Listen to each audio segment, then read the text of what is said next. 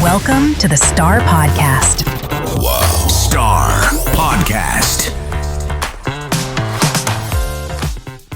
Welcome to the Star Podcast, hosted by Nat. Each week, we share tips and stories from safety, trucking, and recruitment, and everything in between. Listen now. Today I get to sit down with Renee Guay, who shares stories about her father and workplace illness. And Renee also shares some really important information about safety culture and embedding safety into companies to make it a safer place and for people to feel comfortable speaking up when they feel like something maybe is unsafe. And her story is emotional, and I feel for her and her family, but I just want to thank her so much for joining us because she definitely shares her father's story in such a lovely way, and she's just a really amazing person, and I'm so thankful to get to speak with her and learn her story and her father's as well. And I also want to thank Susan from Threads of Life, who again set me up with, connected me to Renee. She's connected us now to a few of the podcast guests, and I'm so very thankful for that because they've all been so excellent, and I'm just really grateful to be able to share their stories. So listen now. So I just want to take a minute and thank you so much for joining us today and taking the time to speak with us. So welcome. Thank you. Pleasure to be here. Yeah, I was hoping to get started. If you could just share, just introduce yourself and share a little bit about yourself and kind of how you got to where you are today. Yeah, so I'm Renee Guay. I was formerly a health and safety manager for 15 years for demolition, transportation, heavy industry, and also as a consultant for environmental and health and safety. And I also inspected asbestos removal operations for many years. And I just loved it. I loved being in a hard hat and work boots and inspecting abandoned buildings. There were times where I thought to myself, like, this is amazing. I'm getting paid to do this. This is great. So being at old hospitals or football stadiums, it was fantastic. And I also trained drivers on transporting asbestos safely. And today we're going to talk about mesothelioma. And back then, I could barely even pronounce that word to the drivers until it became a household name. So prior to this, I'll just add one more point here. Although I trained workers in health and safety and so on, I'm out of that at the moment, but I can't even recall, because life was such a blur at that time, how I came across Threads of Life. And it's interesting that I became more confident speaking in front of large group because I was really terrified at first. But yet the purpose of my story just gave me this courage and this fire inside myself to put that fear aside and to be able to share my story in hopes that it will help other people. Oh, that's so amazing. So you touched on Threads of Life, and I just want to thank Threads of Life because they connected us.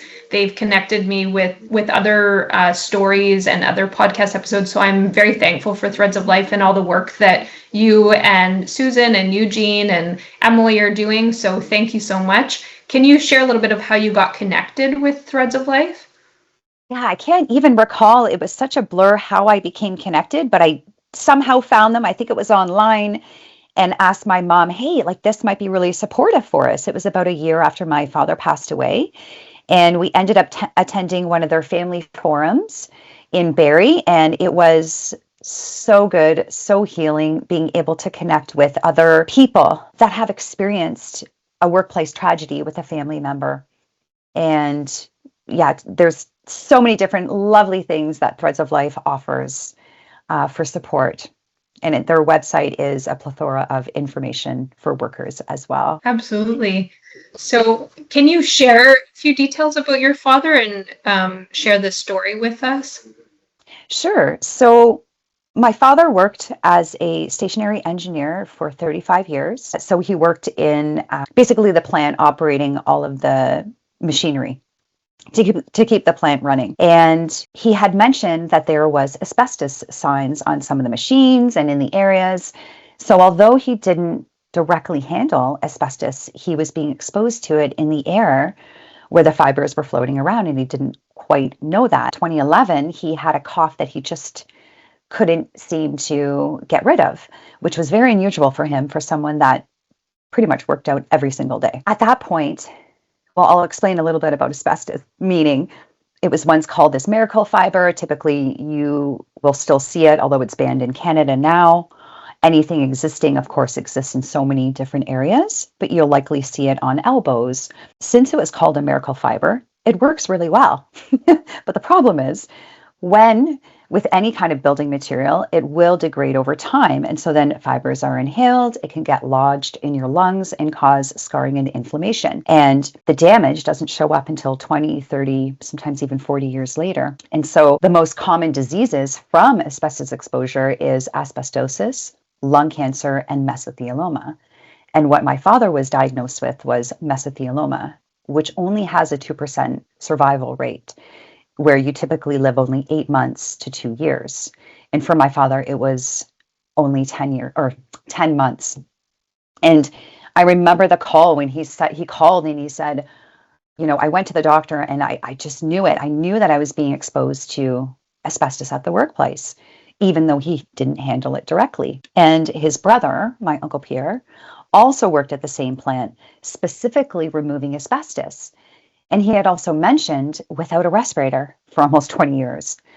And he was diagnosed with asbestosis in 2014 and unfortunately passed away late last year from several complications. Well, I'm so sorry about your father and your uncle. Like, that's just heartbreaking because they just think they're doing their job.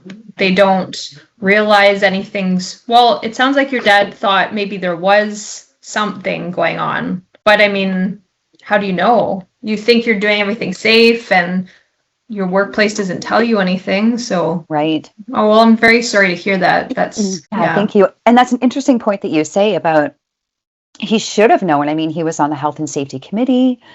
There should have been an asbestos management program on all of the machines that he was working in and around, identifying with a sample those asbestos elements, right? And where they're located and are they being checked every year? Him not having that information, I mean, if he had that information, he could have taken more action to be able to redoing this every year.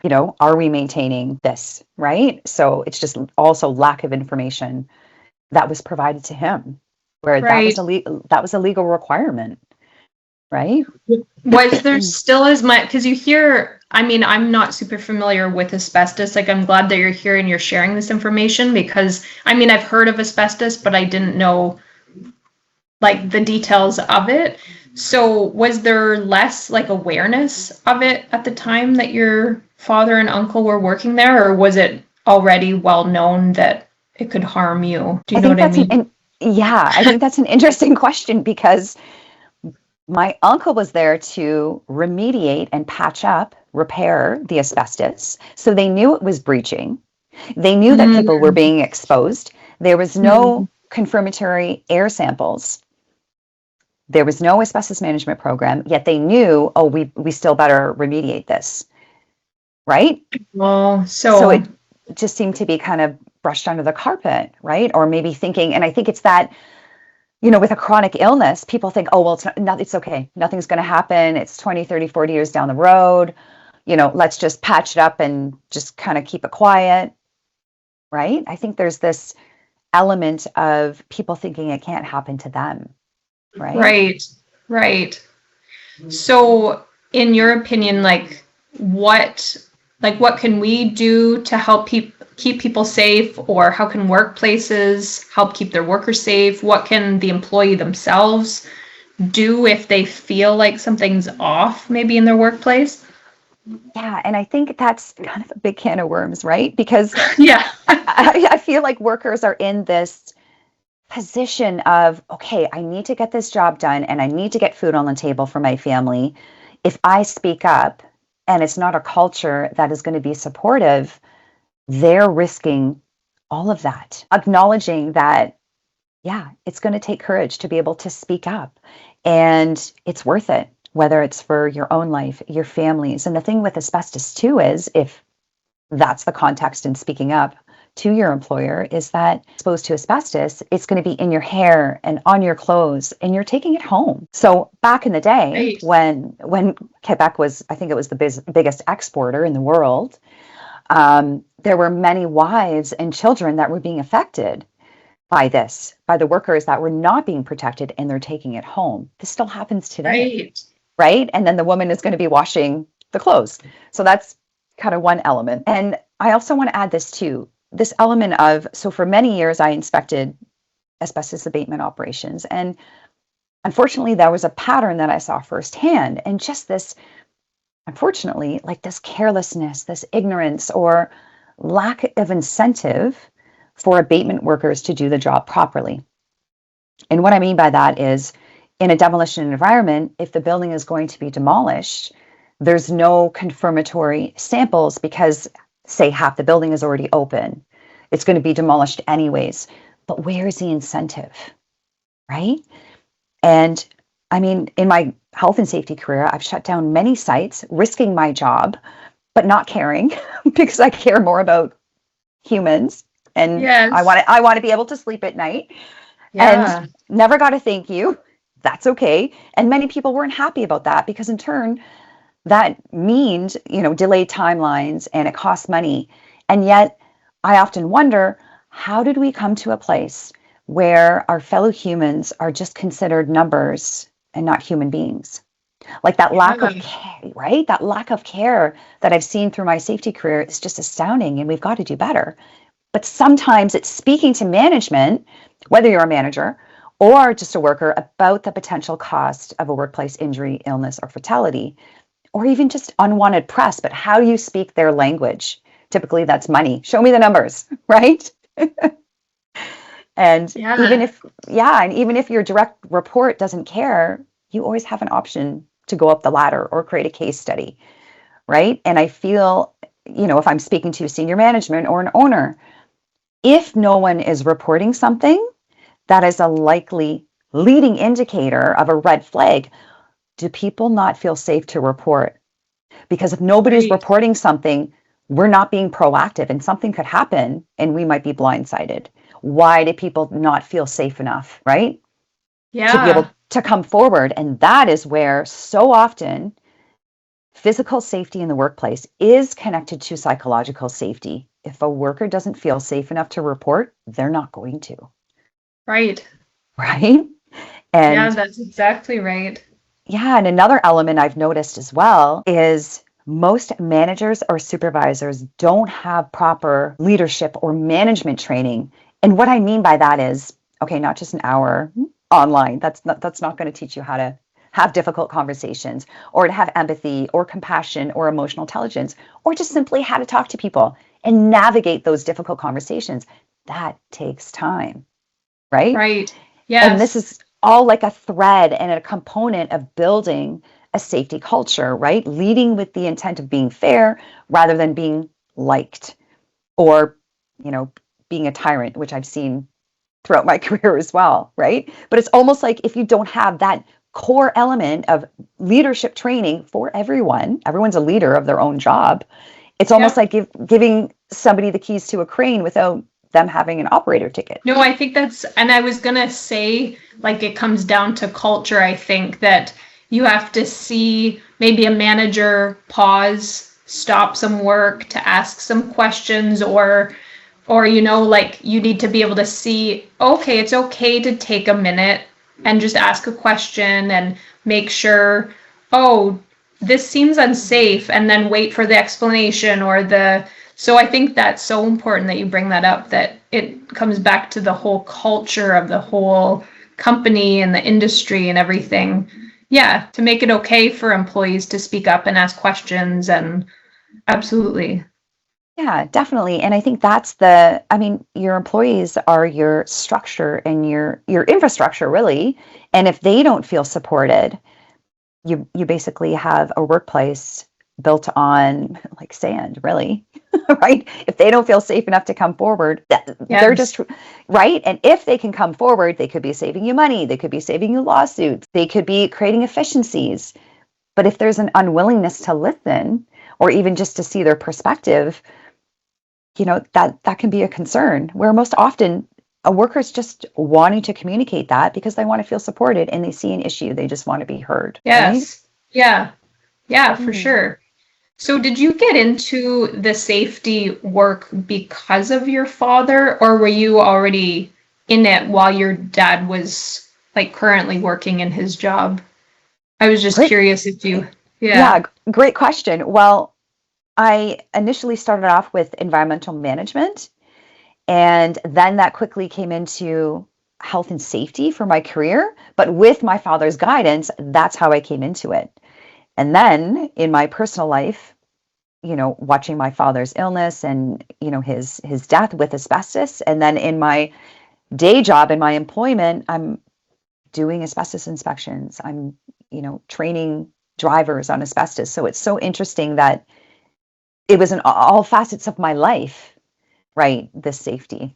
Yeah, that's why I wondered if you got into the asbestos because of your father, or if it just kind of happened, interestingly enough, kind of like at the same time. Huh, that's interesting. Would you mind sharing some things about your dad, like just who he was and like a favorite story or something about him? You don't have to if you don't want to, just I'm curious.